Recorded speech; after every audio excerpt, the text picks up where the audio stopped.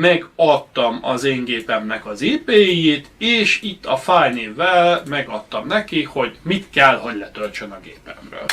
Nyomunk egy Entert, innentől kezdve ő szól, hogy a gépről ezt a mondhassuk firmware-nek, vagy okosításnak, ő elkezdi letölteni hálózaton keresztül.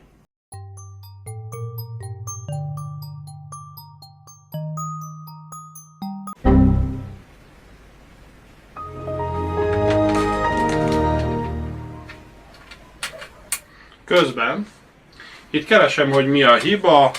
Hát megláttam, hogy az én hálózatomhoz még nem kötöttem hozzá az egész routert, csak áramot adtam a switchen keresztül, most ezzel a kábellel áthúztam, hozzákötöttem a hálózathoz, és valami hibát ad.